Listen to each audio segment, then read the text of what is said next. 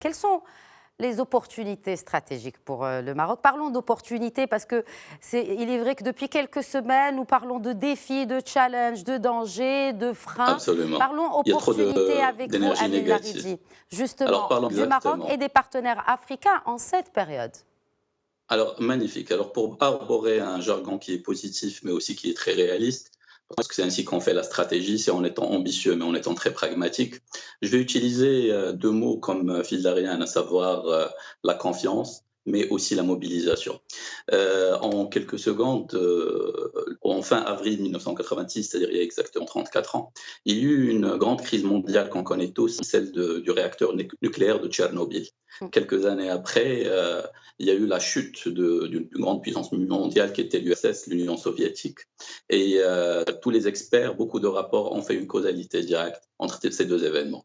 Mal gérer une crise de grande dimension, c'est perdre la confiance en interne, mais aussi perdre son aura et donc sa capacité de mobilisation en externe. Et par raisonnement inverse, bien réussir la gestion d'une crise internationale, c'est automatiquement mobiliser son front interne, c'est créer des synergies en interne, c'est ce qu'on est en train de très bien réussir. Et en même temps aussi, c'est servir de benchmark, c'est servir de locomotive et aussi servir en fait de leader à l'échelle régionale, mais aussi à l'échelle internationale.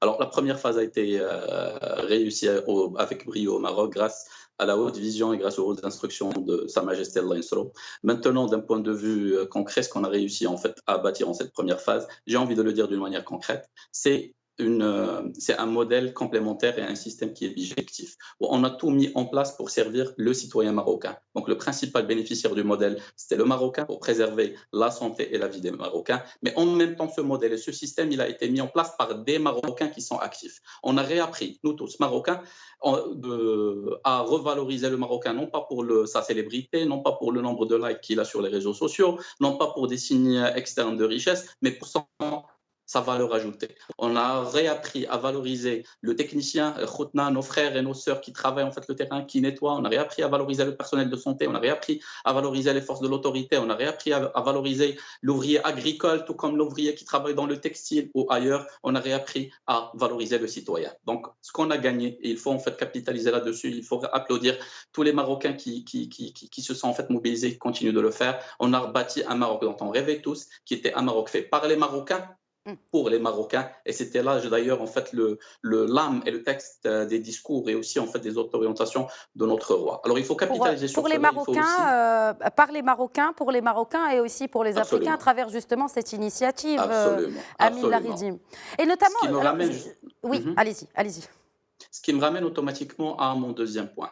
Pour nous, l'Afrique n'est pas juste une doctrine géostratégique, c'est une histoire qui est commune, c'est un présent, c'est une réalité, et c'est aussi un futur qui est commun à bâtir. Et j'entretiens toujours ce fil d'Ariane, cette notion de confiance et cette notion aussi de mobilisation.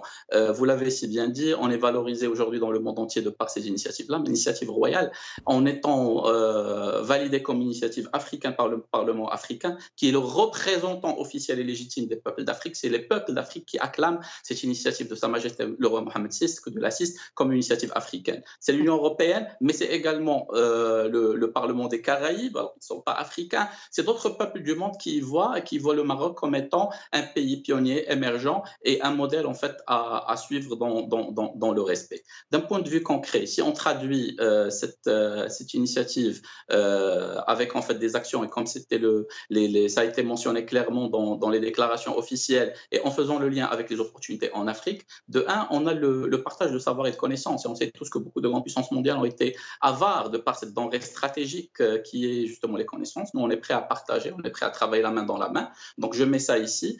Deuxième point, c'est aussi une mise en place d'outils organisationnels et logistiques. La combinaison de ces deux-là nous laisse en fait entendre qu'il y aura automatiquement une base de données commune, qu'il y aura aussi automatiquement des centres de recherche communs par rapport au corona, qu'il y aura des moyens logistiques qui seront mis en place.